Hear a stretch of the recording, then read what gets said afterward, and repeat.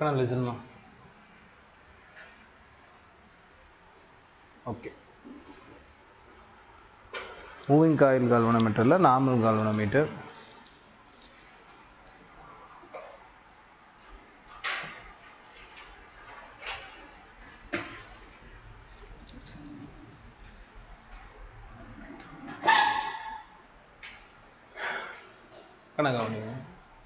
So இப்போ இதில் என்ன சொல்லி தர போகிறோம் லிசன்மா வெறும் ஒரு 30 ஸ்லைடு தான் டக்கு டக்கு டக்குன்னு அடிச்சிடலாம் 10 நிமிஷம் ஆகும். கேல்வனோமீட்டர் நமக்கு தெரியும் சரியா. கேல்வனோமீட்டரை பற்றி உங்களுக்கு தெரியலனாலும் சர்க்கியூட்டில் ஜிங்கிற சிம்பிள் ரவுண்ட் பண்ணியிருந்தால் அது கேல்வனோமீட்டர். கேல்வனோமீட்டர் ஆக்சுவலாக என்னங்க சார்னு கேட்டிங்கன்னா நிறைய கடிகாரம் மாதிரி கோடாக இருக்கும். கடிகாரம் மாதிரி கோடாக இருக்கும். ஒரு முள் ஒன்று இருக்கும். எந்த கோட்டில் நிறுத்துதோ அந்த அளவுக்கு இது வழியாக கரண்ட் போகுதுன்னு அர்த்தம். சரி ரைட், என்னென்னு சொல்லி பார்த்துடலாம். ஸோ ஃபஸ்ட்டு கேல்வனோமீட்டர் அப்படிங்கிறது என்னென்னா கரண்ட்டை மெஷர் பண்ணக்கூடிய ஒரு எக்யூப்மெண்ட். கரண்ட்டை தான் மெஷர் பண்ணும்.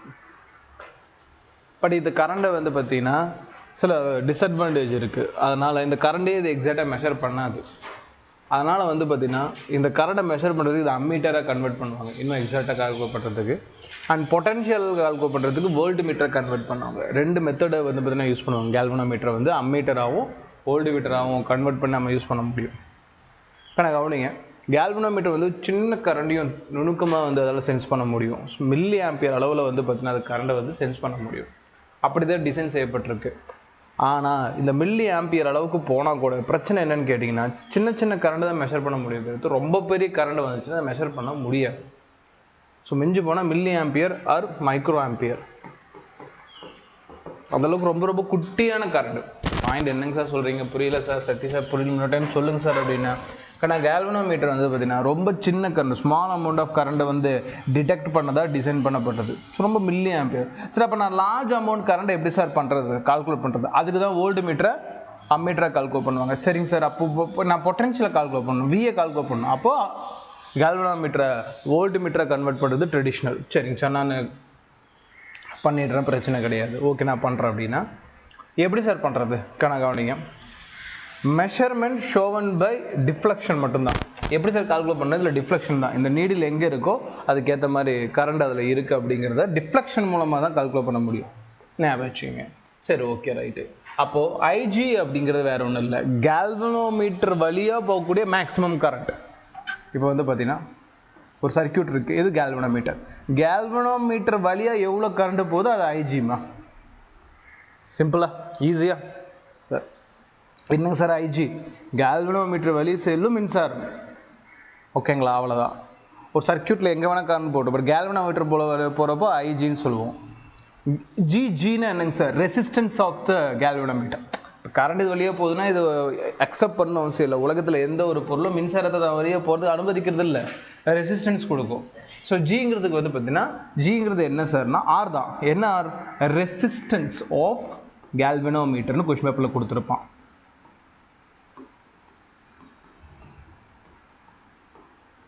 Right sir, okay sir. இது என்ன சார் சொல்லிட்டீங்கன்னா ரெசிஸ்டன்ஸ் ஆஃப் த கேல்வனோமீட்டர்னு சொல்கிறீங்க. I can understand sir, I can understand sir அப்படின்னா கவனிக்கிறோம். ஸோ அப்போ ஐஜிங்கிறது என்னென்னு புரிஞ்சா? ஜிங்கிறது என்ன? Resistance of the galvanometer. I G அப்படிங்கிறது maximum current value pass through the galvanometer. இது ரெண்டும் தெரிஞ்சிச்சுன்னா என்ன ஃபார்முலா யூஸ் பண்ணலாம்? V = IR ஃபார்முலா யூஸ் பண்ணிங்கன்னா இது வழியாக போகக்கூடிய கரண்ட்டு ஐஜி, இதோட ரெசிஸ்டன்ஸ் ஜி. இது ரெண்டு கால்குலேட் பண்ணால் இது வழியாக இருக்கக்கூடிய பொட்டன்ஷியல் கால்குலேட் பண்ணிட முடியும். சரி ரைட், அது ஃபார்முலா ஓம்ஸ்லா.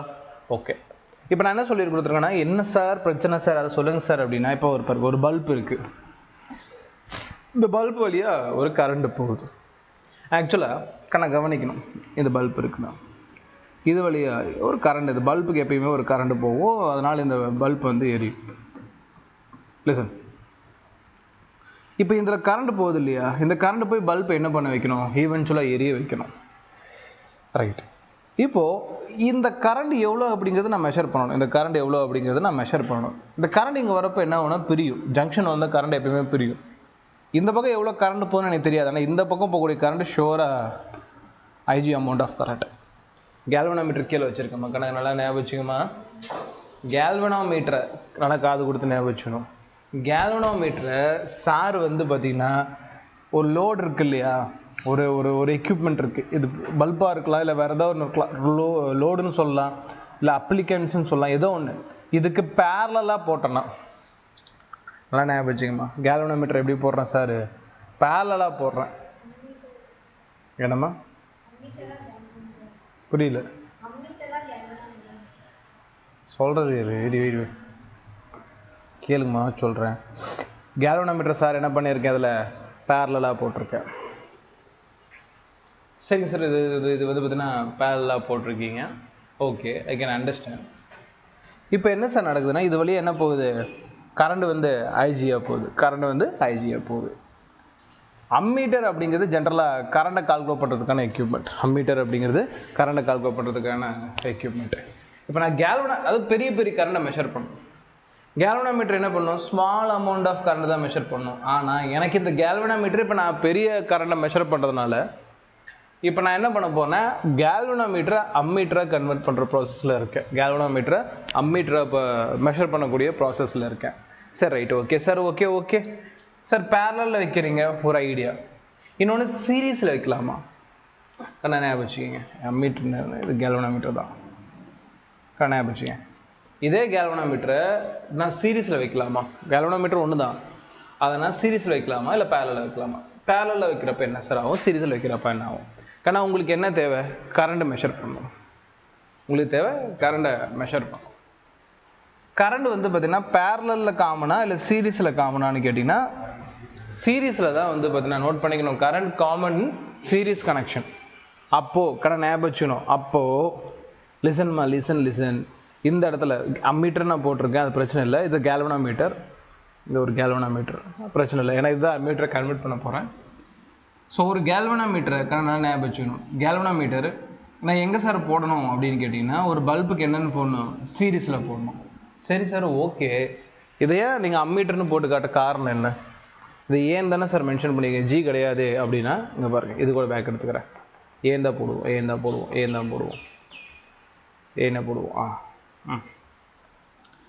அதாவது அம்மீட்டர்னு சொல்லியிருக்கீங்க. அம்மீட்டர்னா அது என்னங்க சார், ஜினா ஒரு எக்யூப்மெண்ட், அதில் கோடாக இருக்கும் அப்படின்னு சொல்லிட்டீங்க. இந்த அம்மீட்டர் பார்க்க எப்படி இருக்கும், சீக்கிரமாக சொல்கிறேன். அம்மீட்டர் பார்க்க எப்படி இருக்கும், பட் இந்த அம்மீட்டரை, அதாவது கேல்வனோமீட்டர் அம்மீட்டரை கன்வெர்ட் ஆனால் அந்த அம்மீட்டர், கேல்வனோமீட்டர் என்னவோ மாற்றிருக்கேன், அம்மீட்டராக மாற்றிருக்கேன். அந்த அம்மீட்டர் தான் என்னது, சீரீஸில் போட்டால் இல்லை பேரலில் போட்டான்னு ஒரு கன்ஃபியூஷன். உங்களுக்கு கரண்ட் எக்ஸாக்டாக மெஷர் பண்ணால் அம்மீட்டர் எங்கே போடணும், சீரீஸில் போடணும். இது மிகப்பெரிய PYQ. அம்மீட்டர் எதில் சார் போடணும் அப்படின்னு கேட்டாங்கன்னா சீரீஸ் சார். ஞாபகம் வச்சு இன்னொரு டைம் சொல்லுங்கள் சார். புரியல சார். நான் பேரலில் வந்து கரண்ட் காமன் இல்லாமல் பொட்டன்ஷியல் காமன், சீரீஸில் கரண்ட் காமன். Understanding sir. ஏன்னா அந்த ரீசனில் இப்போ பேச பொறுத்தல, ஏன்னா கரண்ட் டேரெக்டாக போயிடும், ஆனால் ஜங்ஷன்னா பிரிஞ்சு போகும். சரி, ஓகே ரைட்டு. அப்போ என்ன சார் காமன், கரண்ட் காமன். அப்போ இங்கே வரக்கூடிய கரண்ட்டும் காமன் தானே சார். அப்போ அம்மீட்டரை லோடுக்கு சீரீஸில் போடணும் இல்லையா, அப்ளிகன்ஸுக்கு சீரீஸில் போடணும், ஞாபகம் வச்சுக்கணும் சார். அப்போ அம்மீட்டர்னா என்ன சார் சொல்லவே மாட்டேங்கிறீங்கன்னா, இப்போ சொல்கிறேன் பாருங்க. இப்போ அம்மீட்டர்னா அந்த ஒரு ரவுண்ட் போட்ட இல்லையா, இப்படி போட்டு காட்டினா இல்லையா, அது வேற எதுவும் கிடையாது, இதுதான், இந்த ஷேப்பு தான், இதுதான் அம்மீட்டர். என்ன சார் அம்மீட்டர் பார்க்க எப்படி இருக்குது? எஸ், ஆனால் அம்மீட்டர்னா புதுசாக எக்யூப்மெண்ட்லாம் எதுவும் இல்லைம்மா. அம்மீட்டர்னா என்ன சார், இட்ஸ் கான்செப்ட். இப்போ ஃபார் எக்ஸாம்பிள் நான் ஒரு 5 மில்லி ஆம்பியர் கரண்டை வந்து கேல்வனோமீட்டர் வழியாக பாஸ் பண்ணுறேன்னா, இந்த கேல்வனோமீட்டர் வழியாக 5 மில்லி ஆம்பியர் மட்டும் தான் போக முடியும்னா 5 மில்லி ஆம்பியர் தான் போகும், ஞாபகம் வச்சுக்கணுமா. ஆனால் எனக்கு வந்து பார்த்தீங்கன்னா இந்த மாதிரி சின்ன கரண்டெல்லாம் மெஷர் பண்ணக்கூடாது. சீரீஸில் இருக்குது, லோட்லேருந்து பெரிய கரண்ட் வரும். இதுக்கு முன்னாடி லோடு இருக்குமா, ஞாபகம் வச்சுங்க. இதுக்கு முன்னாடி லோடு இருக்கும், இது சீரீஸில் இருக்குது. இந்த மொத்த செட்டப்பும் அம்மீட்டர் புக்கில் போட்டு இந்த மாதிரி பண்ணியிருப்பீங்க 12th. மொத்த செட்டப்பும் அம்மீட்டர்மா. சீரீஸ்லேருந்து என்ன வந்துட்டு இருக்கு, கரண்ட் வந்துது. சும்மா மில்லி ஆம்பியரில் வராதுமா, ரொம்ப பெரிய ஆம்பியரில் வரும். ஃபார் எக்ஸாம்பிள் 1000 மில்லி ஆம்பியர்னு எடுத்துக்கிறேன். அப்போ ஒரு ஆம்பியரா, 1000 மில்லி ஆம்பியர்னா ஒரு ஆம்பியர் அப்படி சொல்கிறேன். இது எவ்வளோ சார் மெஷர் பண்ண முடியும்? ஃபார் எக்ஸாம்பிள் இதனால் ஒரு 100 மில்லி ஆம்பியர் வரைக்கும் மெஷர் பண்ண முடியும். ஆனால் கம்மியான கரண்ட் தான், ரொம்ப அதிகமாக மெஷர் பண்ணாதுமா கேல்வனோமீட்டர். அதனால தான் அதை அம்மீட்டரை மாற்றி யார் அந்த மொத்தத்தையும் கால்குலேட் பண்ண வைக்கிறது தான் டார்கெட்டு. சரி சார், இப்போ மீது என்ன சார் ஆகும், இங்கே ஜங்ஷன் பிரியுதா? ஆனால் இங்கே பாருங்கம்மா, அம்மீட்டருக்குள்ளே சொல்லிட்டு இருக்கேன், அம்மீட்டர் சொல்லலை, அம்மீட்டருக்குள்ளே ஒரு கேல்வனோமீட்டர் இருக்குது. இந்த கேல்வனோமீட்டர்ல கரெக்டா பாருங்க, சார் வந்து இதுக்கு பேரலா ஷண்ட் ஒன்று போடுறேன். தமிழ்ல ஷண்ட்டுக்கு ஏதோ ஒரு வார்த்தை இருக்கு, எனக்கு சூப்பர் வார்த்தை, புக்கில் பாருங்க, எனக்கு மறந்து போச்சு. ஒரு தமிழ் வார்த்தை இருக்கு ஷண்ட்டுக்கு, இல்லையா பிஓக்குள்ள பாருங்க, ஷண்ட்டுன்னு சொல்லுவாங்க. எஸ், இதோட ரெசிஸ்டன்ஸ் எஸ். எஸ்னா ஷண்ட் ரெசிஸ்டன்ஸ். சரி, என்ன சார் ஷண்ட்டுங்கிறீங்க? என்ன சார் ஷண்ட்டு? ஆனால் அந்த ஷண்ட் வந்து ரொம்ப ரொம்ப ரொம்ப ரொம்ப லோ ரெசிஸ்டன்ஸ் இருக்கணுமா? It's a கண்டிஷன்மா.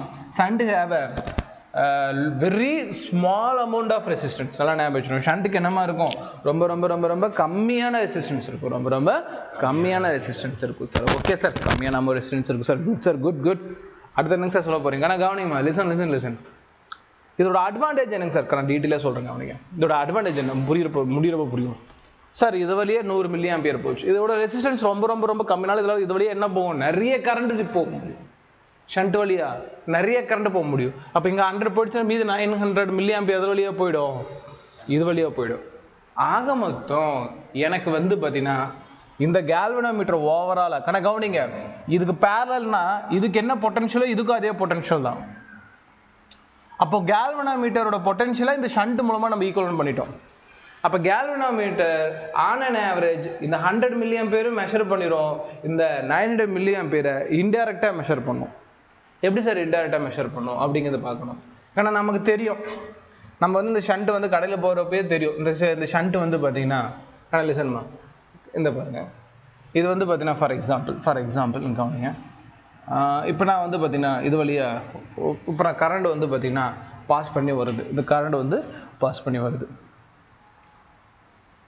இந்த கரண்ட் வந்து பார்த்தீங்கன்னா நான் உள்ளே அனுப்புகிறப்ப எனக்கு எவ்வளோ ஆம்பியர்னு தெரியும். எனக்கு தேவை என்னன்னா இந்த லோடு வழியாக வரக்கூடியது, இந்த பல்பு எவ்வளோ கரண்ட் எடுத்துக்கிச்சு அப்படின்னு தெரிஞ்சுக்கணும், அவ்வளோதான். இந்த பல்பு எவ்வளோ கரண்ட் எடுத்துக்கிச்சுன்னு தெரியும். நான் அனுப்புகிறப்ப 25 ஆம்பியர் அனுப்புகிறேன், சரியா போச்சு. 25 ஆம்பியர் நான் அனுப்புகிறேன். இந்த இடத்துல என்ன போட்டிருக்கேன்? அம்மீட்டர்.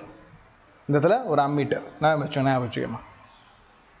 இப்போது லிசன் இந்த வழியாக என்ன அனுப்பியிருக்கேன்னா நான் வந்து அம்மீட்டர் வச்சுருக்கேன்.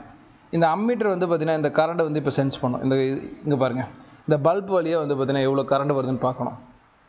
ஏன்னா இந்த பல்ப் வழியாக எவ்வளோ கரண்ட் வருதோ அதே கரண்ட் தான் இதுக்கும், அதை ஞாபகம் வச்சுக்கணும். அதனால் ஃபார் எக்ஸாம்பிள் 25 ஆம்பியரில் இது ஒரு 10 ஆம்பியர் கரண்ட் எடுத்துக்கிச்சு.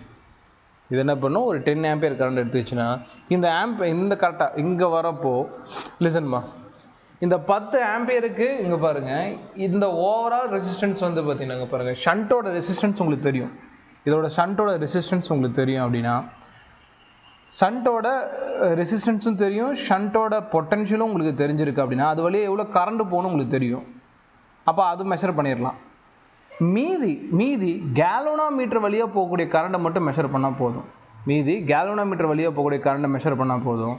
ஓவராலாக இது வழியாக எவ்வளோ கரண்ட் போயிருக்கு அப்படிங்கிற விஷயம் கண்டுபிடிச்சிட முடியும். என்ன சார் சொல்கிறீங்க அப்படின்னா கனவிஷன். ஃபார் எக்ஸாம்பிள் இந்த ஷண்ட் வழியாக ஒரு 5 ஆம்பியர் கரண்ட் போகுது அப்படின்னா 5 ஆம்பியர் இது வழியாக போயிடும். மீதி 5 ஆம்பியருக்கு இது என்ன பண்ணியிருக்கோம்? இந்த இடத்துல டிஃப்ளெக்ஷன் நீடில் காட்டும் இல்லையா? மீதி 3 ஆம்பியருக்கு இந்த இடத்துல நீடில் காட்டும்.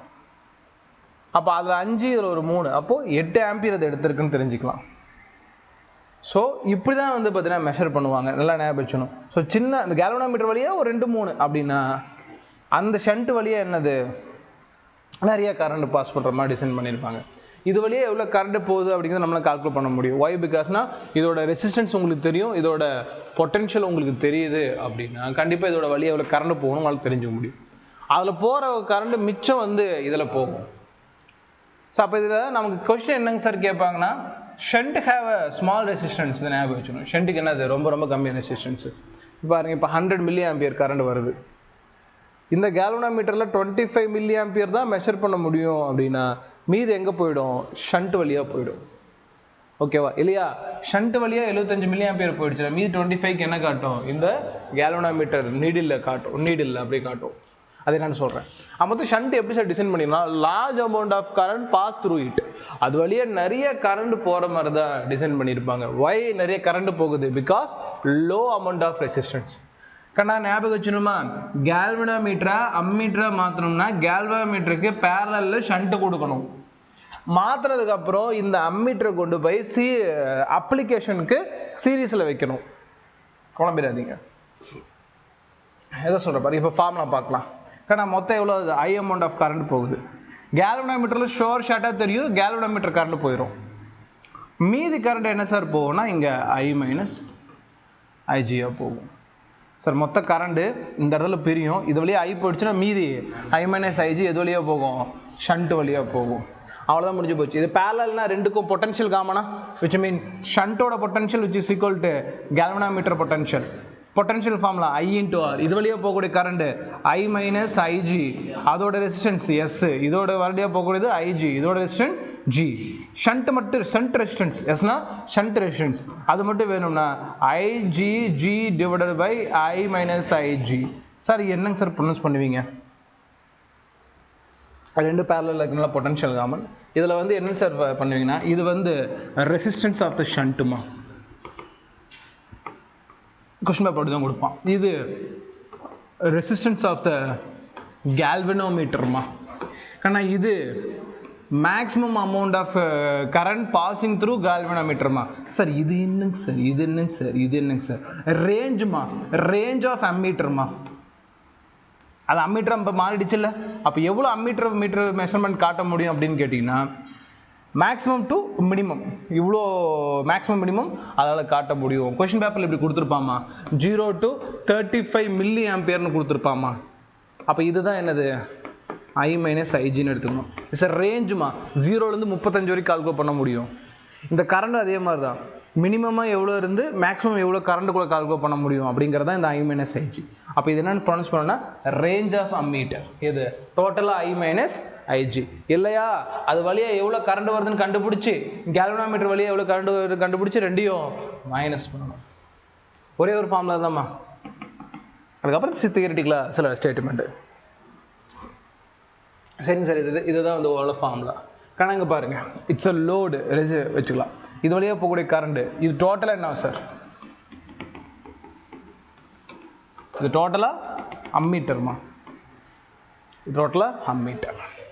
ஆனால் ஞாபகம் வச்சுக்கோங்க, இதோட ரெசிஸ்டன்ஸ் ஜி, இதோட ரெசிஸ்டன்ஸ் எஸ். அப்போ பேரலல் காம்பினேஷன், பேரலல் காம்பினேஷனில் இது ஒரு அம்மீட்டராக எடுத்துக்கிட்டோம்னா அம்மீட்டரோட ரெசிஸ்டன்ஸ் எவ்வளோன்னு கேட்டீங்கன்னா என்ன பண்ணுவீங்க? பேரலல் கண்டிஷனுக்கு என்ன பண்ணணும், ரெசிஸ்டன்ஸை very good 1 divided by R. அதாவது அம்மீட்டர் டோட்டலாக வேணும்னா தனித்தனியாக யார் இருக்கா, galvanometer resistance plus shunt resistance, அதுதான் என்னென்னு சொல்லுவோம், ஜின்னு சொல்லுவோம், 1/Sன்னு சொல்லுவோம். நான் வச்சுணுமா? சரி சார், டிஃப்ளெக்ஷன் எப்படி சார் நான் கால்குலேட் பண்ணுறது? கணக்கு கவனிங்க, மொத்தம் வந்து பார்த்தீங்கன்னா இதில் 25 கோடு இருக்குன்னு வச்சுக்கலாம். அது 25 டிவிஷன் சொல்லுவாங்க. இப்போ என்னோட கடிகாரத்தில் மொத்தம் 12 கோடு இருக்குது, அப்போ 12 டிவிஷன். இதில் 25 டிவிஷன் இருக்கும். ஆனால் ஒரு டிவிஷனுக்கு இது 1 மைக்ரோமீட்டர்னு கணக்கு போட்டிருக்காங்க. இங்கே ஒரு கோடு நகர்ந்துச்சுன்னா 1 மணி நேரம்னு அர்த்தம். அதே மாதிரி இந்த இடத்துல நகர்ந்துச்சுன்னா 1 மைக்ரோ ஆம்பியர்னா இந்த கேல்வனோமீட்டர்லால் எவ்வளோ மெஷர் பண்ண முடியும், 25 மைக்ரோ ஆம்பியர். வச்சுக்கேன், ஒரு கோடுக்கு 1 மைக்ரோ ஆம்பியர், நான் மொத்தம் 25 கோடை தாண்டிச்சுன்னா 25 மைக்ரோமீட்டர். கொஸ்டின் பேப்பரில் ஃபுல் ஸ்கேல் டிவிஷன் கொடுத்துருக்கான். அப்படின்னா ஃபுல்லாக என்ன ஆகிட்டு ஒரு ரொட்டேட் ஆகிடுச்சு. அப்போ மொத்தம் எவ்வளோ கரண்ட் அது வெளியே போயிடுச்சு, அது வெளியே போகக்கூடிய மேக்ஸிமம் கரண்ட் ரீச் ஆகிடுச்சுன்னு அர்த்தம். மேக்ஸிமம் கரண்ட் ரீச் ஆகிடுச்சு. 25 micro ampere will be the measured. எப்போ சார்னா full scale deflection. Full scale deflection சொல்லணும், ஃபுல் ஸ்கேல் டிஃப்ளெக்ஷன் சொல்லணும். Right, okay. இன்னொன்று ஒரு என்ன ஐடியல் அம்மீட்டர்னு சொல்லுவாங்க. எனக்கு ரொம்ப ரொம்ப முக்கியம். என்னங்க சார், என்னங்க ஏன் ஐடியல் மீட்டர் யூஸ் பண்ணணும்? லிசன்மா, இப்போ அம்மீட்டர்லாம் கதை கிடையாது. ஒரு 12 வோல்ட் இருக்குது, இது வந்து பார்த்தீங்கன்னா ஒரு 4 ஓம் ரெசிஸ்டன்ஸ் இருக்குது. அப்படின்னா இது வழியாக எவ்வளோ கரண்ட் போவோம், V = IRனா I = R/Vயா, V/R.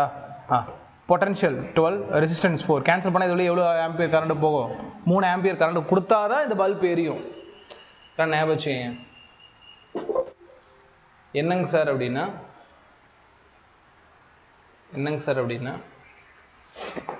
அதாவது 12 வோல்ட்டு பொட்டன்ஷியல் ப்ளஸ் ஒரு 4 ஓம் ரெசிஸ்டன்ஸ் இருந்தால் அது வழியாக 3 ஆம்பியர் போடாமல் தான் பல்ப் எரியும். ஸோ இது வழியாக போகக்கூடிய கரண்ட் 3 ஆம்பியர். இப்போ சார் என்ன பண்ண போகிறேன்னா ஒரு அம்மீட்டரை இதுக்கு சீரீஸில் போட்டேன். சரி சார், இதுக்கு இப்போ இதோட ரெசிஸ்டன்ஸ் இருக்குது, இதுக்குன்னு ஒரு ரெசிஸ்டன்ஸ் இருக்கும் இல்லையா, எவ்வளோ சார், ஒரு 2 ஓம். அப்போ இது 2 சீரீஸில் இருந்தால் அப்படியே கூட்டினா சீரீஸில் டேரெக்டாக கூட்டிக்கலாம் இல்லை, பேரலில் தானே. ஆனால் இது டோட்டல் அம்மீட்டருக்கே சொல்கிறேன், அம்மீட்டருக்குள்ளே சொல்லல, இது டோட்டல் அம்மீட்டருக்கே சொல்கிறேன். அம்மீட்டர் சீரீஸில் இருக்கிறனால 6 ஓம். இங்கே எவ்வளோ அதே பொட்டன்ஷியல் தான் எடுத்துக்கிறேன். இப்போ கரண்ட் பாருங்க 2 ஆம்பியர். அரே என்ன சார் பண்ணிடுச்சு, 12 வோல்ட் இருக்கு, அப்போ முன்னாடி 3 ஆம்பியர் கிடச்சிச்சு, இப்போ 2 ஆம்பியர் ஆக்கிடுச்சு. ஆனால் அம்மீட்டரோட வேலை கரண்ட்டை மெஷர் பண்ணுறது மட்டும்தான். அம்மீட்டர்னா உள்ளுக்குள்ள வோல்ட் மீட்டர் ஷண்டெல்லாம் இருக்கலாம் செட்டப்பு, அதோட வேலை கரண்ட்டை வந்து மெஷர் பண்ணுறது. ஆனால் இது என்ன பண்ணுது, கரண்டோட வேல்யூவை டிக்ரீஸ் பண்ணுது, கரண்ட் வேல்யூவை டிக்ரீஸ் பண்ணுது. இது ஒரு டிஸ்அட்வான்டேஜ். அதனால தான் என்ன சொல்லுவாங்கன்னா இந்த அம்மீட்டர் இருக்குல்ல அதுலேயும் முக்கியமாக ஷண்ட்டு, ஏன்னா கேல்வனோமீட்டர் வழியாக கம்மியான கரண்ட் போகும், கம்மியான ரெசிஸ்டன்ஸ் தான், அது பிரச்சனை இல்லை. ஒரு ஷண்ட் ஒன்று போடுறீங்க இல்லையா, அது ரொம்ப லோ ரெசிஸ்டன்ஸ் சொல்கிறோம் இல்லையா, அது இன்னுமே நல்லா லோ ரெசிஸ்டன்ஸ் தான் வைக்கணும். சொல்லப்போனால் டோட்டல் அம்மீட்டருக்கே ரெசிஸ்டன்ஸ் என்னது இருக்கும், ரொம்ப ரொம்ப ரொம்ப ரொம்ப கம்மியாக இருக்கணும். அம்மீட்டருக்கே, ஷண்ட்டுன்னு இல்லை, அம்மீட்டருக்கே நீங்கள் எவ்வளோ போகணும், 0.001 ஆம்பியர், ரொம்ப ரொம்ப ரொம்ப ரொம்ப கம்மியான ரெசிஸ்டன்ஸ் இருக்கணும், நியர் டு 0 இருக்கணும். கொஞ்சம் ப்ராக்டிக்கலி பாசிபிள் கிடையாது தான், ஏன்னா எப்படியாவது இது கொஞ்சம் ரெசிஸ்டன்ஸ் எடுக்கும் சொல்கிறேன், ஓகேவா. ஃபார் எக்ஸாம்பிள் வீட்டில் கரண்ட் பாக்ஸ் இருக்கு இல்லையா, அந்த கரண்ட் பாக்ஸ் கரண்ட் பில்லு காட்டும், ஆனால் அதுக்கே நீங்கள் பில்லு கட்டணும். அது உங்களுக்கு கோவம் வருமா, கரண்ட் பாக்ஸில் ஒரு இது சுற்றிட்டு இருக்குல்லம்மா, அதுக்கும் நீங்கள் காசு கட்டணும். அதில் ஃப்ரீயாக சுற்றுன்னு நினச்சிங்களா, அதுக்கும் ஒரு பைசா கணக்கில் நீங்கள் கட்டி தான் ஆகணும். அதுதான் இந்த கணக்கு. ஸோ உங்கள் வீடு தான் இந்த பல்புன்னு, அதில் கரண்ட்டு காட்டக்கூடியவன் தான் அம்பீட்டேன். ஸோ அவன் வந்து கரண்ட்டை மெஷர் பண்ணுறவனுக்கு என்ன தேவை, கரண்ட் தேவை, ஏன்னா அவனுக்கு ரெசிஸ்டன்ஸ் இருக்கு இல்லையா, அதனால். அப்போ அவனுக்கு முடிஞ்ச வரைக்கும் எப்படி டிசைன் பண்ணுவாங்க, ரொம்ப ரொம்ப கம்மியான ரெசிஸ்டன்ஸாக இருக்கிறன்னு டிசைன் பண்ணுவாங்க. என்ன வச்சுனோம் ரைட். அடுத்து வந்து பார்த்தீங்கன்னா கேல்வனோமீட்டரை வோல்ட் மீட்டரை கன்வெர்ட் பண்ணக்கூடிய சுச்சுவேஷன். இது என்னங்க சார் கேல்வனோமீட்டர்னா ஏன் வோல்ட் மீட்டரை கன்வெர்ட் பண்ணணும், கனவேசன்மா. இது வோல்ட் மீட்டரை மாத்திரம் பொட்டன்ஷியல் டிஃப்ரென்ஸை கால்குலேட் பண்ணி தரும். ரொம்ப சிம்பிளான பாயிண்ட். பொட்டன்ஷியல் எப்படி சார் கால்குலேட் பண்ணணும், லிசன்மா லிசன். பாருங்க இது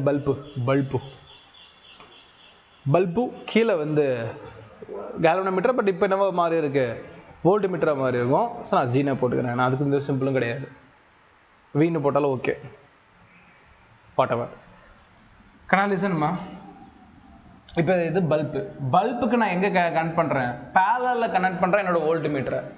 அதாவது கேல்வனோமீட்டரை வோல்ட் மீட்டராக மாற்றி அந்த வோல்ட் மீட்டரை என்ன பண்ணுறேன், இந்த லோடுக்கு நான் என்ன பண்ணுறேன், பேரலில் மாற்றுறேன். பாயிண்ட் புரிஞ்சுக்கணும். சரிங்க சார், இப்போ என்னங்க சார் ஏன் இந்த வேலையை பண்ணுறீங்க அப்படின்னா, இப்போ இது வழியாக ஒரு பொட்டன்ஷியல் வந்துச்சுன்னா, இப்போ இது வழியாக கரண்ட் போகும், அது வேறு விஷயம். இது ஒரு பொட்டன்ஷியல் காட்டுச்சுன்னா அதே பொட்டன்ஷியல் இந்த பல்போட பொட்டன்ஷியல். அப்போ எக்யூப்மெண்ட்டோட பொட்டன்ஷியலை கால்குலேட் பண்ணுறதுக்கு ஆர் லோடோட பொட்டன்ஷியலை கால்குலேட் பண்ணுறதுக்கு கேல்வனோமீட்டரை வோல்ட் மீட்டராக மாற்றி அப்ளிகேஷனுக்கு நீங்கள் எதில் போட போகிறீங்க, பேரலில் போட போகிறீங்க. சரிங்க சார், இதில் ஏதாவது எக்ஸ்ட்ரா நான் ஏதாவது ஜாயின் பண்ணுமா சார்னா தென் காட்டுறேன் பாருங்க நெக்ஸ்ட் ஸ்லைடில். லிசன்மா. The voltmeter always connected parallel to the load or applicants. ஏதாவது வந்து பார்த்தீங்கன்னா இதுதான் நம்மளோட லோடு அப்படின்னா இதுக்கு எப்படியுமே பேரலில் தான் என்ன இருக்கணும், உங்களோட வோல்ட் மீட்டர் இருக்கணும். ஆனால் இதில் இன்னொரு பிரச்சனை வரும். என்னங்க சார்னா கேல்வனோமீட்டர் வழியாக கரண்ட் எவ்வளோ போகும், கம்மியாக தான் போகும். இது கேல்வனோமீட்டராக இருக்கும் பட்சத்தில் இது வழியாக போகக்கூடிய கரண்ட் என்னது, ரொம்ப ரொம்ப லோ அமௌண்ட் கரண்ட் தான், மில்லி ஆம்பியர். ஆனால் இது நிறைய பொட்டன்ஷியல் எடுக்கும், நிறைய கரண்ட் எடுக்கும், ஆனால் இதில் மெஷர் பண்ணி காட்ட முடியாது. கம்மியான கரண்ட் கேல்வனோமீட்டர் எடுக்கிறதுனால மெஷர் பண்ணி காட்ட முடியாது.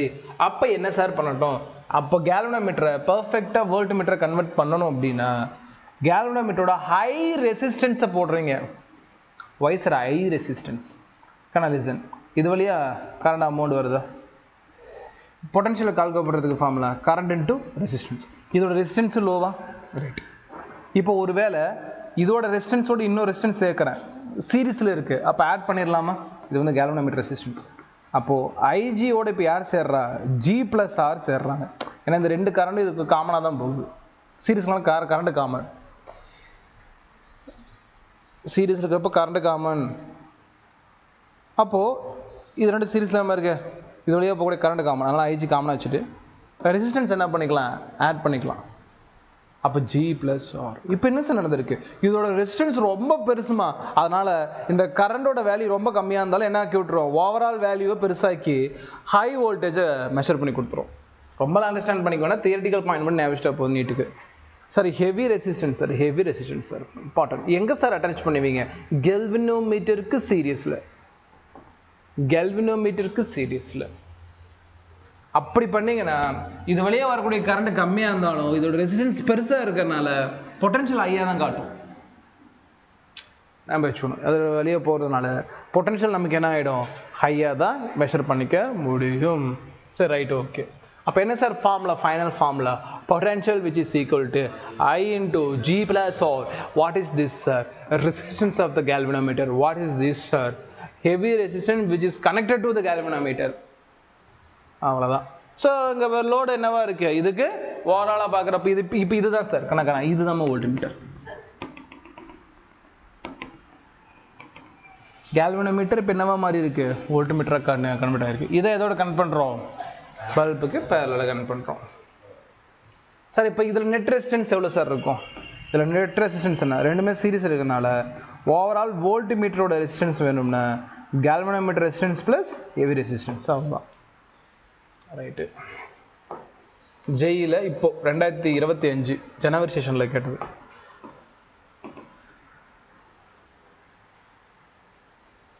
ஆனால் மூவிங் காயில் கேல்வனோமீட்டர் அது நடத்தினேன். இப்போது கேல்வனோமீட்டரோட ஈக்குவல் அது. Moving coil galvanometer MCG can be converted into ammeter, அதாவது கேல்வனோமீட்டரை அம்மீட்டராக மாற்றுறேன் by introducing shunt மூலமாக resistance of large value in parallel with galvanometer. galvanometerக்கு parallelல வந்து பார்த்தீங்கன்னா large value இருக்கக்கூடிய ஷண்ட்டை வந்து சார் கனெக்ட் பண்ணுறேன். ஸ்டேட்மெண்ட் ரைட்டா ராங்கான்னு கேட்டிருக்கான். ரைட்டா? ஆனால் நம்ம என்ன பார்ப்போம், திங்க் ரீகலெக்ட் பண்ணுங்க. கேல்வனோமீட்டருக்கு ஷண்ட் என்ன சார், parallel சார். ஆனாலும் இந்த ஸ்டேட்மெண்ட் என்ன sir, wrong sir. Why sir, shunt இருக்கு பார்த்தீங்களா, ஷண்ட்டுக்கு லார்ஜ் அமௌண்ட் ஆஃப் வேல்யூலாம் வராது சார். ஷண்டோட வேல்யூ லோ அமௌண்ட் சார். எல்லாம் ஓகே, கரெக்ட் தான். கேல்வனோமீட்டருக்கு பேரலல்ல தான் ஷண்ட் இருக்கணும். இந்த அம்மீட்டர் மூவிங் காயில் கேல்வனோமீட்டருக்கு சீரீஸ்ல இருக்கணும், அது வேற. அவன் வந்து கேல்வனோமீட்டர் கேட்கல, கேல்வனோமீட்டர்ல நான் அம்மீட்டரா மாத்தினதுக்கு அப்புறம் ஷண்ட் எதில் கொடுக்கட்டும் அப்படின்னு கேட்குறான். கேல்வனோமீட்டருக்கு பேரலா தான் கொடுக்கணும், கேல்வனோமீட்டருக்கு பேரலா தான் கொடுக்கணும். But large value of resistance இல்லை. Resistance of large value no, resistance of very small value. இதுக்கு லார்ஜ் ரெசிஸ்டன்ஸ் கொடுத்துட்டீங்க அப்படின்னா இது வழியா கரண்ட் போகாதமா, இது வழியா கரண்ட் போய் கேல்வனோமீட்டர் பொசுங்கிரும். ஸோ அப்போ இதில் என்ன கொடுக்கணும், low amount of resistance, which means large amount of current போகிறதுக்கு அலோவ் பண்ணுறது தான் ஷண்டோட வேலை. ஸோ கேர்ஃபுல்லாக படிக்கணும் ஸ்டேட்மெண்ட்டை. ஸோ இந்த ஸ்டேட்மெண்ட் ராங்மா, ஸ்மால் வேல்யூ கிடையாது, இதில் வந்து லார்ஜ் வேல்யூ சார் அப்ளை பண்ணணும். அவ்வளோ நம்ம முடிஞ்சு, கேல்வனோமீட்டர் இதுவும் முடிஞ்சு, ப்ராப்ளம் மட்டும் பார்த்தா போதும். 2024மா 2024. Galvanometer has a coil of resistance 200 ohm with full scale deflection at 20 microampere.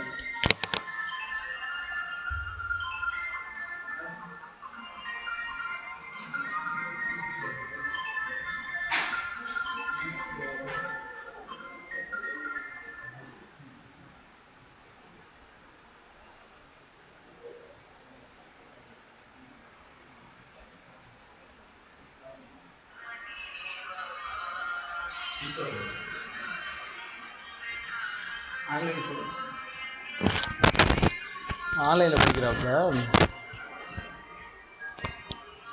அப்படின்னா ஒரு வயசுனா உங்கள் வயசில் ஒரு பையனும் இருக்குன்னு நினைக்கிறேன். ஆமாம்மா, ஏஜஸ் டசன்ட் மேட்டர்ங்கிறது நீட்டில் நடக்கும். ஒரு பேட்ச்லேயும் நான் ஒரு 2-3 ஸ்டூடெண்ட்ஸ்க்கு நடத்திருக்கேன்.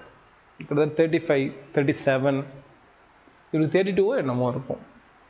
ஓகேங்களா? கல்யாணம் சில்ட்ரன்ஸ் இருக்காங்க, கல்யாணம் சில்ட்ரன்ஸ் இருக்காங்க.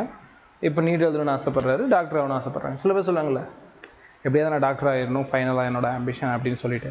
அப்படி இருக்கலாம் இல்லையா? சில ஏஜுக்கு அப்புறமேட்டு கூட டைம் கிடைக்கலாம், எல்லாத்தையும் ஓரமாக வச்சுட்டு. ஆனால் ஒரு லிமிட்டுக்கு அப்புறமேட்டுக்கு, ஏன்னா சின்ன வயசில் நம்ம எதிர்பார்க்கறது கிடைக்காது, அதுக்காக விட்டு கொடுக்கணும் அவசியம் இல்லை. மறுபடியும் ஒரு சில வருஷம் கழிச்சு பண்ணலாம். ஏன்னா நீங்கள் யோசிச்சு பாருங்கள், நீங்கள் இந்த ரியல் லைஃப்பில் நீங்கள் நினைக்கிற மாதிரி இருக்காது.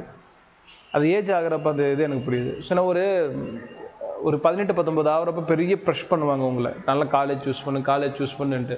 ஒரு 20-25 வயசில் சம்பாதிக்கணும்னு சொல்லி புஷ் பண்ணுவாங்க. 28-29 வயசில், இப்போ இருக்க ஜென்ரேஷன் 28-29 கன்ஃபார்ம் மேரேஜுக்கு புஷ் பண்ணுவாங்க. அப்போ நீங்கள் அப்போ மேரேஜ் பண்ணாதாண்டா உனக்கு குழந்தை பெற்று அதை வளர்க்க முடியும்னு சொல்லுவாங்க. ஸோ ஓகேடான்னு சொல்லிட்டு எப்படியாவது வந்து பார்த்தீங்கன்னா லவ் மேரேஜோ அரேஞ்ச் மேரேஜோ வாட் எவர் ஒரு மேரேஜ் நடந்து ஒரு குழந்தை பெற்றுக்குவாங்க. ஒரு குழந்தை பெற்றெடுத்ததுக்கு அப்புறமேட்டுக்கு என்ன நடக்கும்? எஸ் ஈவென்ச்சுவலாக நீங்கள் திங்க் பண்ணி பாருங்களேன். அங்கேருந்து யாருமே உங்களை அட்வைஸ் பண்ண மாட்டாங்க. குழந்தைய பார்த்துக்கடா, அவ்வளோதான். குழந்தை பெற்ற அவ்வளோதான், முடிஞ்சு போச்சு. இப்போ சொசைட்டி நம்மளை வந்து ஒரு டிசைன் பண்ணும். இதுதான் டிசைன். நார்மலாக பீப்புள்ஸ் இப்படி தான் வளரணும்னு சொல்லிட்டு சொசைட்டி ஒரு டிசைன் பண்ணியிருக்கு. ஆனால் இதை யாரும் ஏற்றுக்க மாட்டாங்க. நான் எனக்கு பிடிச்சி தான் வாழ்கிறேன் அப்படின்னு சொன்னாலும் அதில் இது ஒரு டிசைன் தான். ஓகே, உதாரணத்துக்கு வந்து ஒரு கடைக்கு போகிறீங்க அப்படின்னா உங்களுக்கு ஒரு டிசைன் பிடிக்கலனாலும் உங்களுக்கு பிடிக்க வச்சு உங்களை போட வச்சிட்டா அந்த மாதிரி தான் சொசைட்டி எப்பயுமே பண்ணும். சில பேர் அது போட்ட ட்ரெஸ் ஓகே நல்லா இருக்குன்னு மனசை ஏற்றுக்குவாங்க. சில பேருக்கு பிடிக்காது. இனிஷியலில் போட்டாலும் ஜெயம் ரவி ஒரு படத்தில் வந்து அவங்க அப்பா பண்ணுவார்ல, அந்த மாதிரி நீங்கள் என்ன தான் சொன்னாலும் என்ன தான் அவங்க அப்பாவை பிடிச்சிருந்தாலும் ஒரு லிமிட்டுக்கு அப்புறம் என்னது, தனக்கு பிடிக்கல அப்படின்னா அது பிடிக்கல தான், என்றைக்கோ ஒரு நாள் வெடிச்சிருவான்.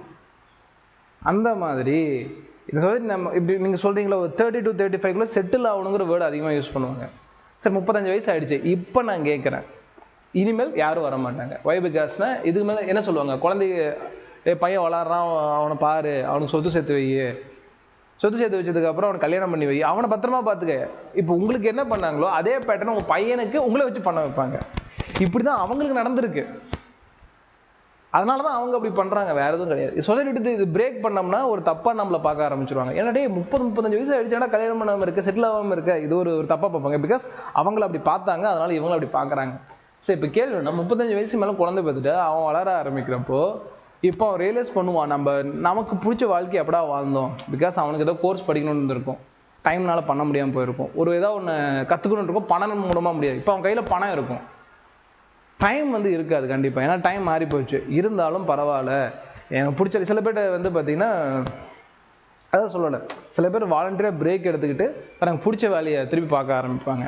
ஆனால் சொசைட்டி வந்து பார்த்தீங்கன்னா இந்த வயசு இப்படி பண்ணுற அப்படிம்பாங்க. இப்போ அந்த இவர் வந்து பார்த்தீங்கன்னா நீட் எக்ஸாம் எழுதுறாரு அப்படின்னா எனக்கு அது ரொம்ப சர்வசாதாரணமான ஒரு விஷயம், எனக்கு அது ப்ராப்ளமே இல்லை. பிகாஸ் உங்களோட விருப்பம், நீங்கள் என்ன வேணால் எந்த ஏஜில் வேணால் பண்ணலாம். இந்தியன் கவர்மெண்ட்டில் அது ஒரு சுதந்திரம். இந்தியாவில் எந்த ஏஜில் நீங்கள் என்ன வேணால் படிக்கலாம், அது ஒன்றும் பெரிய ப்ராப்ளம் இல்லை, ஏன்னா அந்த ரூல்ஸுக்கு கீழே இருக்கணும்.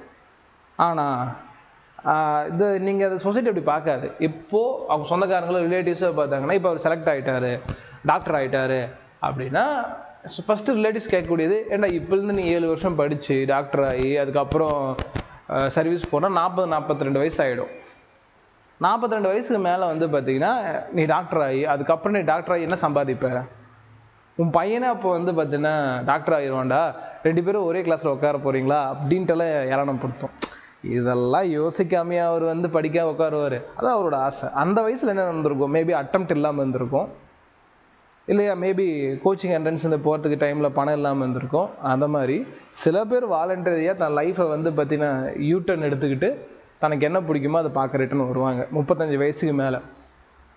அப்போது நான் என்ன சொல்லுவேன்னா, இதுதான் செட்டில்மெண்ட் ஏஜ்னுலாம் எதுவும் கிடையாது. அந்த தயவு செஞ்சு நம்பாதீங்க. இந்த வயசுக்குள்ளே தான் இதை பண்ணணும்னு நினச்சி நீங்கள் பண்ணிட்டீங்கன்னா அதுக்கப்புறம் நீங்கள் அங்கேருந்து விடுதலை ஆகும்னு நினச்சாலும் முடியாது. உதாரணத்துக்கு இப்போ இவர் வெளியே வராருன்னா இவர் ஓகே, சில பேர்லாம் ஏன் வரவே மாட்டேங்கிறாங்க. இப்போ நிறைய பொண்ணுங்களுக்கு வந்து டாக்டர் ஆகணும்னு ஆசை இருக்கும், திறமையும் இருக்கும், ஆனால் கல்யாணம் ஆகி குழந்தை பெற்றதுக்கு அப்புறம் அவங்கள பார்த்துக்கணுங்கிறதுனால இப்போ திருப்பி வரவே முடியாது. அதனால் சீக்கிரமாக கமிட்மெண்ட்டுக்குள்ளே போகிறீங்க அப்படின்னா, முக்கியமாக மேரேஜ் அண்ட் மேரேஜ் தான் நான் அதிகமாக சொல்லுவேன். மேரேஜ் கமிட்மெண்ட்டுக்குள்ளே போயிட்டீங்க அப்படின்னா டேக் அ டைம், அதான் சொல்லுவேன். அதுக்குள்ளே நீங்கள் மாட்டினீங்கன்னா ரிட்டன் உங்களுக்கு பிடிச்ச பார்க்கறது ரொம்ப கஷ்டமாக இருக்கும். ஏன்னா சில்ட்ரன்ஸ் ரொம்ப பெரிய பேர்டனாக இருப்பாங்க, ஏன்னா அவங்கள பார்த்துக்கிறதே கரெக்டாக இருக்கும். அவங்க வளர்கிறதுக்கே கிட்டத்தட்ட ஒரு 12 இயர்ஸ் ஆகிடும். அவர் ஆன் ஆவரேஜாக 12th முடிக்கிறதுக்கு 17 இயர்ஸ் ஆகிடும். 17 வருஷம் நீங்கள் வெயிட் பண்ணணும் அவன் ஓன் டிசிஷன் எடுக்கிறதுக்கு. அது வரைக்கும் நீங்கள் தான் அவனுக்கு ஓன் டிசிஷன் சொல்லிக் கொடுக்கணும். ஸோ இவ்வளோ பெரிய விஷயம் இருக்குது. ஸோ அதனால் லைஃப்பில் செட்டில்டுங்கிறது என்ன ஏஜுங்கிறது நீங்கள் டிசைன் பண்ணுங்கள். எனக்கு இந்த டைமில் இது வேணும், இந்த டைமில் இது வேணும்ன்ட்டு. எனக்கு கேட்டால் கொஞ்சம் லேட்டாகவே போங்க, ஒன்றும் பிரச்சனை இல்லை. நீங்கள் ஏன்னா இப்போ 42 வயசில் எல்லாம் முடிச்சிட்டிங்கன்னா 43, 44, 45, 46, 47 என்ன பண்ணுவீங்க? இப்படி தான் இருக்கும். ஒரு மாதிரி ஸ்டாட்டிக் மைண்டாக போயிடாதா? இப்போ இருக்கிறவங்க என்ன பண்ணுறாங்கன்னு ஒரு டைம் எடிட் பண்ணிக்கோங்க. உங்களுக்கு டவுட்டாக இருந்துச்சுன்னா இப்போ 42, 43, 44 என்ன பண்ணுறாங்க அப்படிங்கிறத நீங்கள் பாருங்கள். அவங்க பண்ணுறது உங்களுக்கு பிடிச்சிருந்தா ஓகே, பிடிக்கலையா நீங்கள் ப்ராப்பராக உங்கள் லைஃப்பை டிசைன் பண்ணுங்கள். நீங்கள் என்ன நினைக்கிறீங்கன்னா, இந்த நீட்டோட லைஃப் முடிஞ்சு போச்சுன்னு நினைக்கிறீங்க. இன்னும் நீட்டுக்கு அப்புறம் கிட்டத்தட்ட ஒரு 30 நீங்கள் இப்போ ஒரு 20 வருஷம் வாழ்ந்தீங்களா, 60 வயசு வரைக்கும் வாழ்வீங்கன்னா இன்னும் 3 மடங்கு வாழ்க்கை இருக்குது. 20 வருஷம்னா 40, 60 சார் 2 மடங்கு இருக்கா? என்ன எக்ஸ்ட்ரா ஒரு 10 வருஷம் போடுவோமே, 2.5 மடங்கு. 2.5 மடங்காவது இனிமேல் நீங்கள் பார்க்க வேண்டியது இருக்குது. இது வரைக்கும் நீங்கள் பண்ணதெல்லாம் ஒரு ஜோன், யாராவது ஒருத்தர் கைட் பண்ணியிருப்பாங்க. பட் கைட் பண்ணாமல் இன்னும் ஒரு 2.5 மடங்கு 3 மடங்கு ஒரு 80 வயசு வரைக்கும் போவோமே, இவ்வளோ வாழ்க்கை இருக்குது. அது நீங்கள் டிசைன் பண்ணி வாங்குங்கன்னு தான் நான் சொல்லுவேன். அதான் அவர் வந்து 35 ஏஜில் எழுதுறாரு, அது அவரோட விருப்பம், அதில் எந்த ஒரு டவுட்டும் இல்லை. யாருமே எதுவுமே சொல்ல முடியாது, கவர்மெண்ட்டே சொல்லியிருக்கு அது அவங்களோட விருப்பம்ன்ட்டு. ஆனால் நான் என்ன சொல்லுவேன்னா, நீங்கள் யோசிச்சுக்கோங்க. ஏன்னா இப்போ அவர் 35ல் யூட்டர்ன் பண்ணிட்டு வராரு அப்படின்னா உங்களுக்கு இன்னும் ஏஜ் இருக்குது. அப்போ நீங்களும் 35 எப்போ யூட்டர்ன் பண்ணணும்னு அவசியம் இல்லை. ஸோ பார்த்துக்கங்க, ஸோ காம்படிஷன் எந்த மாதிரி இருக்குது, ஆசை எந்த மாதிரி இருக்குது, நம்ம எவ்வளோ ஹார்ட் ஒர்க் போட வேண்டியது இருக்குதுன்னு பார்த்துக்கங்க. இத்தனைக்கும் அவர் வேறு அகாடமியில் படிக்கிறாரு, பட் நம்ம லேட்டாக தான் நம்ம யூடியூப் பார்த்தாரு. அதுக்கப்புறம் ரெக்கார்டிங் மட்டும் கொடுங்க சார் நான் பார்த்துக்கிறேன் சொல்லி நம்ம ஆன்லைன் ரெக்கார்டிங் பேட்சில் ஜாயின் பண்ணி படிச்சுட்ருக்காரு. அந்த அகாடமி பற்றி நான் சொல்ல மாட்டேன், ஓகேங்களா? அது சேலத்தில் இருக்க அகாடமி தான். ஸோ ஏன்னா கொஞ்சம் நமக்கு முன்னாடியே அவங்க 2-3 இயர்ஸாக இருக்காங்க, நம்ம ஆரம்பித்து இப்போ ஒரு 9 months தானே ஆகுது. ஸோ ஒரு பாயிண்ட் மட்டும் புரிஞ்சுங்க, லைஃப்பில் செட்டில்டு ஏஜில் எதுவும் கிடையாது. ஆனால் ஒரு விஷயம் பண்ண வேண்டிய ஏஜில் பண்ணிடணும். ஃபார் எக்ஸாம்பிள் மேரேஜை சொல்லலை, அச்சீவ்மெண்ட்டை சொல்கிறேன். நீங்கள் அச்சீவ்மெண்ட்டை அந்த ஏஜில் நீங்கள் பண்ணலின்னா யூ வில் ரிக்ரெட் மோஸ்ட்.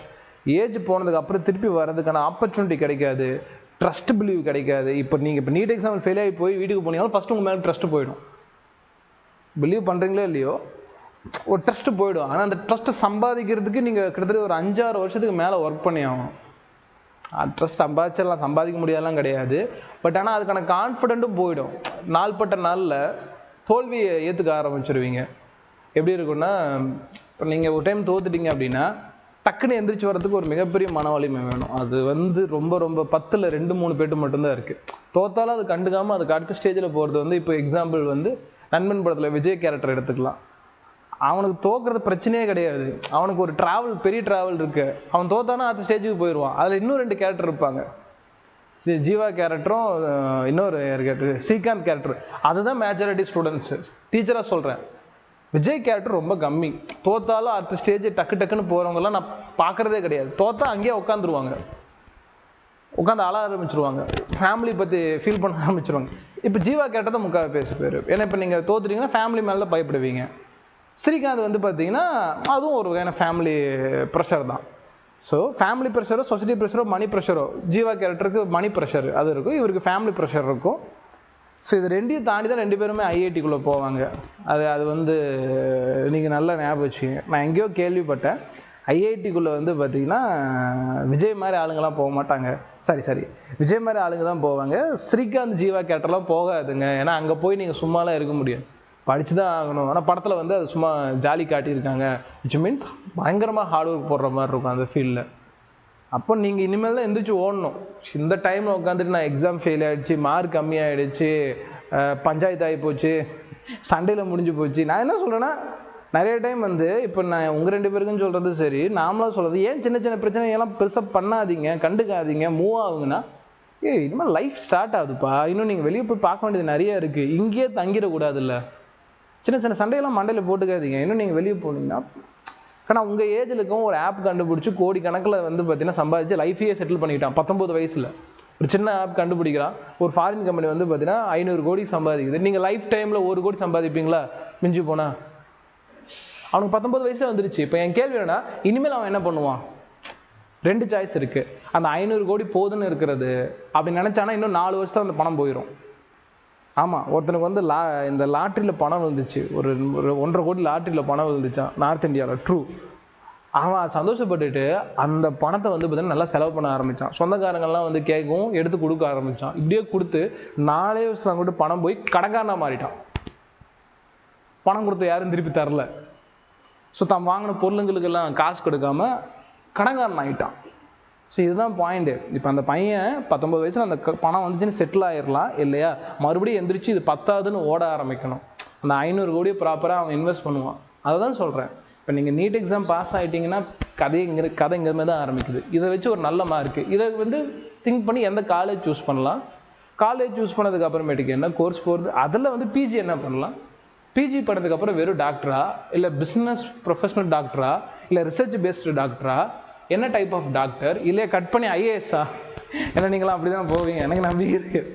100ல் 10 பேர் வந்து ஐஏஎஸ் போகிறாங்க எம்பிபிஎஸ்லேருந்து. ஸோ அப்படிங்கிறப்போ எது சூஸ் பண்ணுறீங்க அப்படிங்கிறதெல்லாம் அப்போது உங்கள் கையில் இருக்குன்னு வச்சுக்கலாமே. அதுதான் தோணுச்சு. இப்போ இந்த இவர் வந்து பார்த்தீங்கன்னா படிக்கிறாரு, நல்லா படிக்கிறாரு, ஹோப் ஃபார் தட். பட்டு நான் சொல்கிறது உங்களுக்கு அதுதான், சின்ன சின்ன பிரச்சனை, சின்ன சின்ன டிப்ரெஷன்ஸு. ஒருவேளை நான் என்னோட 19 வயசு 17 18 வயசு என்னோட ஏஜில் இருக்கக்கூடிய அந்த சக்தியை பார்த்தேன்னா நான் சொல்கிறது இது ஒரே ஒரு விஷயந்தான். லைஃப்பில் என்ன வேணால் வரும், எவன் வேணால் அடிப்பான், அன்எக்ஸ்பெக்டடு, கோ நிற்காமல் போயிட்டே இரு அப்படிங்கிறத மட்டும் தான் சொல்லணும். பட் ஏன்னா எனக்கு அந்த ஏஜில் யாருமே அதை சொல்லலை. சின்ன சின்ன விஷயத்துக்கு அவன் எமோஷ்னலி அட்டாச்சு, அந்த எமோஷ்னலி வீக்டு, இதெல்லாம் நிறையா இருக்கும். அதனால தான் சொல்கிறேன், நிறைய பஞ்சாயத்து வரும். அந்த பஞ்சாயத்தெல்லாம் கண்டுக்காமல் உன்னோட டார்கெட் என்ன அதை மட்டும் நோக்கி போகணும்னு சொல்லுவேன். ஸோ அதனால் நீங்கள் எம்பிபிஎஸ் ஆகணும், டாக்டர் ஆகணும்னா அதை மட்டும் வந்து டார்கெட் பண்ணுங்கள். வேறு எதுலேயுமே ஃபோக்கஸ் பண்ணாதீங்க. அண்டு உங்களுக்கு பிடிச்சதை எந்த ஏஜில் வேணால் எப்போ வேணால் ரீஸ்டார்ட் பண்ணலாம். அதையும் நீங்கள் ஞாபகம் வச்சுங்க. அதுக்காக இப்போல்லாம் விட்டுட்டு கல்யாணம் ஆனதுக்கப்புறம் 35 வயசில் வந்து மறுபடியும் நீட் எக்ஸாம் எழுதக்கூடாது, அந்த வேலைலாம் பண்ணக்கூடாது. ஏன்னா உங்களுக்கு ஒரு ஆப்பர்ச்சுனிட்டி இருக்குது, அவருக்கு அந்த ஆப்பர்ச்சுனிட்டி கிடைக்கல, இப்போ அவர் எழுதுறாரு, அது தப்பு இல்லை. ஒரு 2 டைம் எழுதி பார்க்கலாம், கிடைச்சா போகலாம். உங்களுக்கு ஒரு ஆப்பர்ச்சுனிட்டி கிடைச்சிருச்சு, இதை முடிச்சுட்டு இங்கே செலெக்ஷன் பாருங்கள், மறுபடியும் நீட் எக்ஸாம் எழுதணும்னு சொல்லவே கூடாது. இனிமேல் வேறு ஒரு கெரியர் இருக்கும். இஃப் இன்கேஸ் ஃபெயில் ஆகிட்டிங்கன்னா அந்த கெரியரை நோக்கி போக ஆரம்பிச்சோங்க தவிர்த்து மறுபடியும் இங்கே வராதிங்க. ஏன்னா இது ஒரு சுழல் மாதிரி, இங்கேயே சுற்றிட்டு இருப்பீங்க. இங்கேயே சுற்றிட்டு இருந்தீங்கன்னா இதை தாண்டி போனால் ஒரு பியூட்டிஃபுல்லான லைஃப் இருக்கும். அந்த லைஃப் உங்களால் என்ஜாய் பண்ண முடியாது. உங்களுக்கு என்ன தேவை, டாக்டர் ஆகணும்னா இல்லை மக்களுக்கு ஹெல்ப் பண்ணுமா? மேக்ஸிமம் பீப்புள்ஸ்க்கு மக்களுக்கு ஹெல்ப் பண்ணணும் தான் இருக்கும். அப்போது ஒரு வேளை நீட் ஃபெயில் ஆகிட்டேன்னா அதை டபுள் மோட்டிவேஷனாக எடுத்துக்கிட்டு ஒரு நாள் கூட வேஸ்ட் பண்ணாமல் மறுபடியும் வேலை செய்ய ஆரம்பிங்க. நீங்கள் வேஸ்ட் பண்ண நாட்களுக்கு மறுபடியும் வேலை செய்யுங்க. வேலை செஞ்சு ஒரு பிஸ்னஸ் மேனாக மாறுங்க, பணம் சம்பாதிங்க. ஒரு 4 ஹாஸ்பிட்டல் கட்டுங்க. 4 ஹாஸ்பிட்டல் கட்டி ஒரு 40 டாக்டர் வேலை கொடுத்து 40 டாக்டர் மூலமாக நீங்கள் வந்து வேலை வாங்கி பீப்புள்ஸ்க்கு ஹெல்ப் பண்ணுங்கள். அது அதை விட பெட்டராக இருக்கும். நான் சொல்கிறேன், நீங்கள் உங்கள் பாயிண்ட் என்னன்னு கிளியராக பண்ணுங்க. மக்களுக்கு சர்வீஸ் பண்ணணுமா இல்லை அது நீங்கள் தான் பண்ணணுமா? புரியுதா இல்லையா? 2 வித்தியாசம் இருக்குது. நான் டாக்டர் ஆகணும் மனசுலக்கெல்லாம் ஒரு ஆல் இண்டியா ரேங்க் எடுத்தால் மைக் வச்சா என்ன சொல்லுவீங்க? மக்களுக்கு சர்வீஸ் செய்யணும் தான் சொல்லுவீங்க. யாராவது ஒருத்தராவது சம்பாதிக்கணும்னு சொல்லுவீங்களா? இல்லை. சரி, அப்படி சொன்னவங்க யாராவது இப்போ மக்களுக்கு சர்வீஸ் பண்ணுறாங்களா ஃப்ரீயாக? அந்த டாப்பர்ஸ் யாராவது அப்படின்லாம் யோசிச்சு பாருங்கள். அப்போது நீங்கள் யோசிக்க வேண்டியது, பீப்புள்ஸ்க்கு சர்வீஸ் பண்ணணுன்னா அந்த வேலையை மட்டும் பாருங்கள். தேவையில்லாமல் இந்த ஃபெயிலியர் ஆகிட்டோம், டிப்ரெஷன் ஆகிட்டோம் அப்படிலாம் பார்க்காதீங்க. ரெண்டாவது, நீட் லெவலோட காம்படிஷன் உங்களுக்கு புரிஞ்சிருக்கும், எந்த அளவுக்கு இப்போ காம்படிஷன் இருக்குது. ஒரு 35 ஏஜ் ஆன, அதாவது டிகிரி எல்லாம் முடிச்சு ஒரு கேண்டிடேட் கூட காம்படேட் பண்ணுறோம். ப்ளஸ் வந்து 11th 12th படித்த ஒரு யங்ஸ்டர்ஸ் கூடயும் காம்படேட் பண்ணுறோம். ப்ளஸ் ட்ராப் பண்ணி ரொம்ப விக்கரஸாக, ஓகேவா, அது என்ன சொல்லுவாங்க படத்தில் சொல்கிற மாதிரி, அடிப்பட்ட சிங்கத்தோட மூச்சுக்கு அது கர்ஜனை விட பெருசாக இருக்குங்கிற மாதிரி ஒரு 10-15 மார்க் விட்டுட்டு போனவன்லாம் வெறி கொண்டு படிச்சுட்டு இருப்பான். அவன் கூடயும் போட்டி போடுறோம். அதனால எக்ஸாம் டைமில் காலைல தூங்காமல் எஞ்சி படிக்கணும் கிருஷ்ணன். எக்ஸாம் டைமில் பண்ணவே கூடாது. நல்லா படிங்க, ஓகேவா? சரி, ரைட் தென். ஸோ சில அட்வைஸ் எல்லாம் கொடுத்துட்டேன். இன்னும் நம்ம பேக் டு த டாபிக். அவ்வளோ டாபிக் முடிஞ்சு சொன்னாங்க. இங்கே பாருங்கள், இந்த galvanometer has the resistance of 200 ohms. Sir என்ன சார் 200 ohm? galvanometer resistance இப்போ இது என்னது? G. Full scale deflection of 20 micrometer. அப்போ ஃபுல் ஸ்கேல் டிஃப்ளெக்ஷனாக அது வழியாக போகக்கூடிய மேக்ஸிமம் கரண்ட் தெரிஞ்சு போச்சு. எவ்வளோ? IG. The value of resistance added to an ammeter range. ammeter range கொடுத்துட்டான், I minus IG. எவ்வளோ சார்? 0 to 20 milli ampere. அப்போ மேக்ஸிமம் எவ்வளோ காட்டும்? 20 மில்லி ஆம்பியர். அவ்வளோதான்.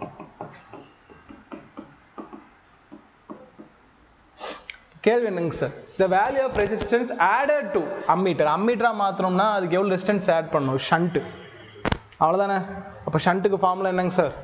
ஷண்ட் ஈக்குவல் டு galvanometer வழியாக போகக்கூடிய current into G divided by I minus IG. I minus IGங்கிற இடத்துல 20 × 10⁻³ galvanometer வழியாக போகக்கூடிய கரண்டில் 20 × 10⁻⁶. பார்ப்போம். இதோட வழியாக வந்து பார்த்தீங்கன்னா லிசன் galvanometer வழியாக இது சமயம் வந்து மீனிங்ஃபுல்லாக இருக்குது பாருங்கள். galvanometer வழியாக ஃபுல் ஸ்கேல் டிஃப்ளெக்ஷன் எவ்வளோ காட்ட முடியும்? 20 மைக்ரோ ஆம்பியர். அப்போ அதோட போகக்கூடிய ரேஞ்ச் எவ்வளோ சார் டிசைன் பண்ணி? இந்த ரெசிஸ்டன்ஸ் வச்சோன்னே ரேஞ்ச் பார்த்தீங்களா? 20 மில்லி ஆம்பியர். அப்படி தான் இருக்கும். ஏன்னா அது வழியாக வந்து பார்த்தீங்கன்னா ஓரளவு கரண்ட் பாஸ் பண்ணிட்டு மீதி எல்லா கரண்ட்டையும் ஷண்ட் வழியாக எடுத்துக்கிறது தான்.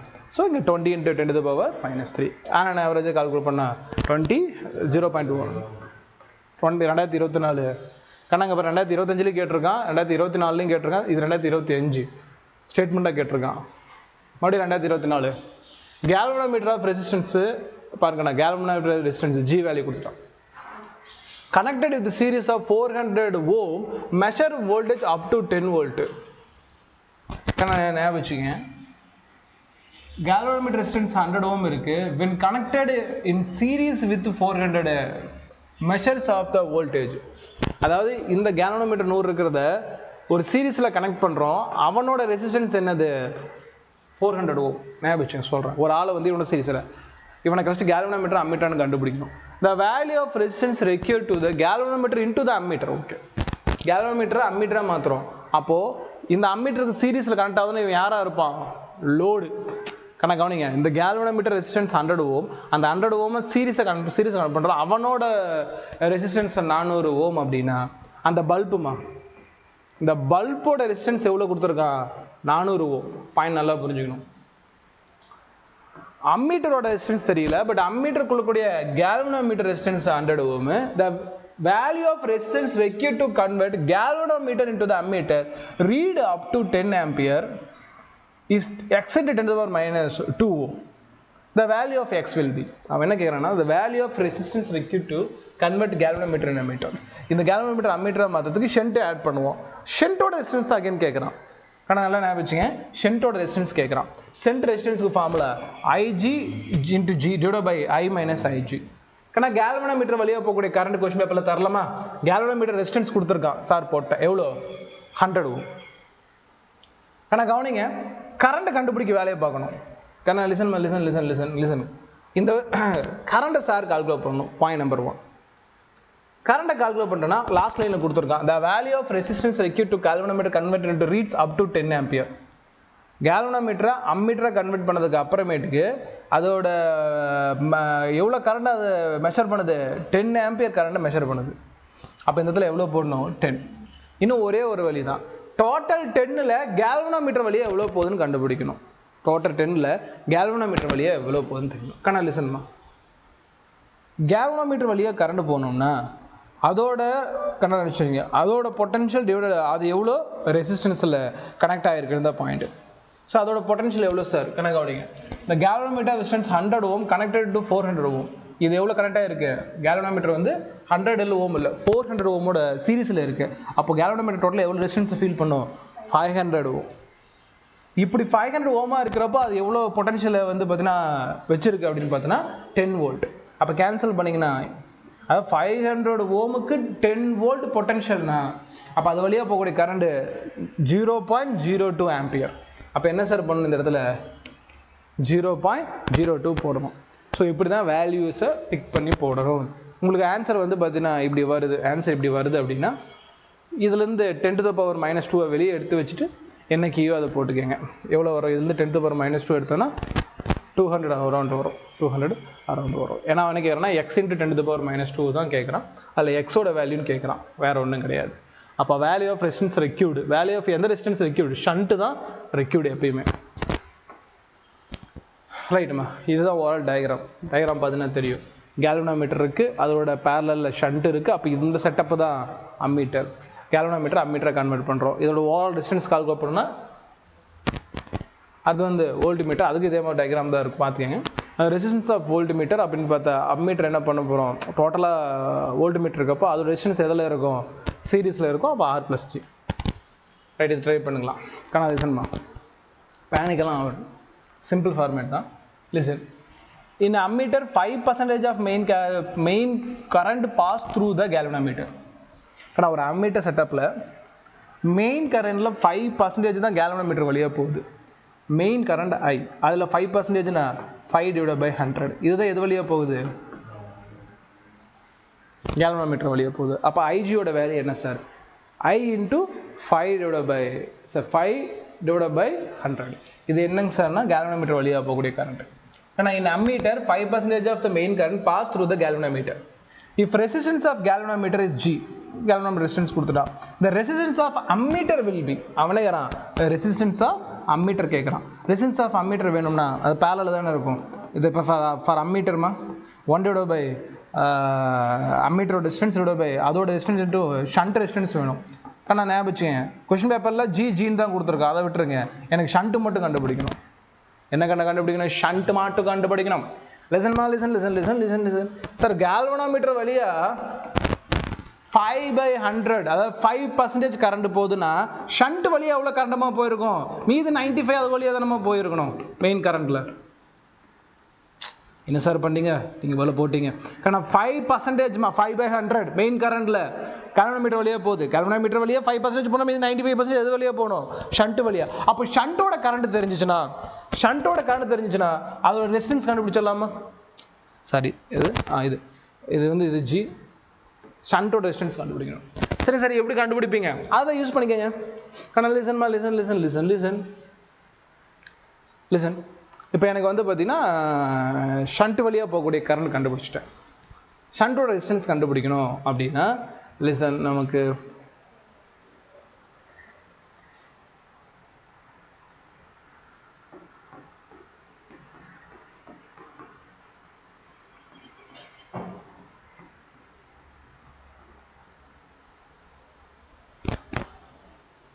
let's see.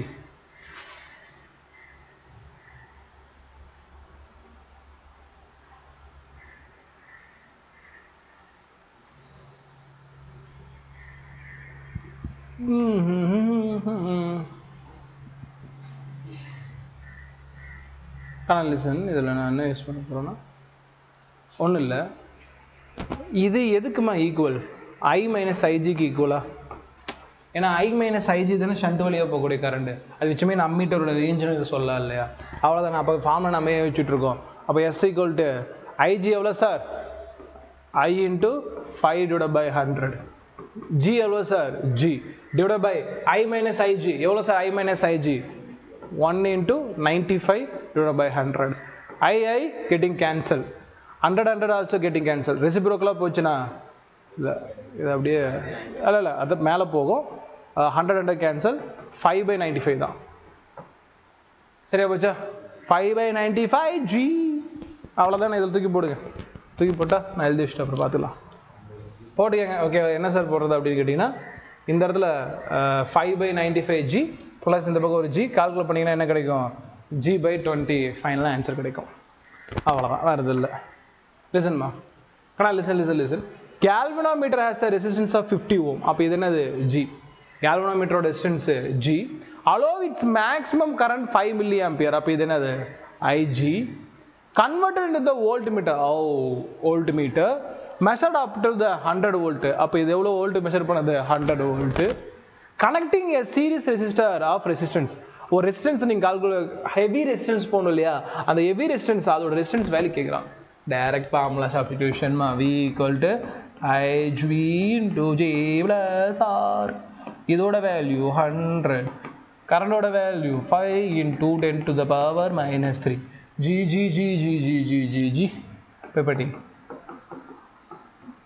ஓகேவா? அடுத்த ஸ்டெப்பில் நான் கால்குலேட் பண்ணி வச்சுருக்கேன். ஓகேவா? ஆன் ஆவரேஜா இந்த வேல்யூ வரும். அப்போ எடுத்து உள்ளே மல்டிபை பண்ணுங்கள். வேல்யூ சப்ஸ்டிடியூட் பண்ணிட்டு உள்ளே மல்டிபை பண்ணிவிட்டு ஃபைனலாக என்ன பண்ணிக்கங்க? ஆன்சர் போட்டுக்கோங்க. ஓகேவா? இது 2024 கேட்டது. ஸோ 2025 நமக்கு இது மாதிரி மறுபடியும் பாருங்கள். 2020 தான் கேட்டிருக்கான். பட் கேர்ஃபுல், 2024 4 டைம் வந்துருச்சு. 2025 வந்துருச்சு. நீட்டில் ரிப்ளிக் ஆகலாம். இல்லைனாலும் அம்மீட்டர் வோல்டிமீட்டர் இம்பார்ட்டன்ட் தான். நான் பேட்ச் நடத்துறது தான். ஆனால் லிசன்மா, சர்க்கியூட் வெரிஃபை த ஓம்ஸ் லா. ஒரு ஓம்ஸ் லா செக் பண்ணுறதுக்கு ஒரு சர்க்கியூட் இருக்கு. Use ammeter and voltmeter. Ammeter voltmeter use பண்ணுறோம். இன் சீரிஸ் ஆர் பேரல், ஏதோ சீரிஸ்ல இல்லை பேரல யூஸ் பண்ணுறோம். கரெக்ட்லி டு த ரெசிஸ்டர் இன் த சர்க்கியூட்டுக்கு நீங்கள் சீரிஸ் பேரலில் கனெக்ட் பண்ணுறீங்க அப்படின்னா சரியாக எதில் கனெக்ட் பண்ணணும்? அம்மீட்டரை எதில் கனெக்ட் பண்ணணும்? கண்ணா அவங்க கேட்குறது அப்ளிகேஷனுக்கு, அதாவது ஒரு சர்க்கியூட்டுக்கு அம்மீட்ரி வோல்டிமீட்டர் எப்படி கனெக்ட் பண்ணுவேன்னு கேட்குறான். ஷண்ட்டையும் கேட்கல, ஹெவி ரெசிஸ்டன்ஸை கேட்கல. ஸோ அம்மீட்டர் எதில் கனெக்ட் பண்ணுவீங்க? அம்மீட்டரை சீரிஸில் கால்குலேட் பண்ணணும். அம்மீட்டர் வோல்டிமீட்டர் ரெண்டு ஒரே இதில் கனெக்ட் பண்ணக்கூடாது. அம்மீட்டர் வோல்டிமீட்டர் கனெக்ட் எடுத்த parallel ammeter used parallel voltmeter series. முடிஞ்சா ரைட்டு. இதோட நமக்கு என்ன முடிஞ்சு? Ammeter voltmeter. இதை தாண்டி கேள்வி வராது. இருந்தாலும் நீட்டில் கூடிய PYQC ஒரு டைம் நம்ம ப்ராக்டிஸ் பண்ணிட்டா ஆன்சர் முடிஞ்சு. நோட் பண்ணிக்கலாம். Right, okay. சாப்பிட போங்க. சாப்பிட போய் ரெடி ஆகிட்டு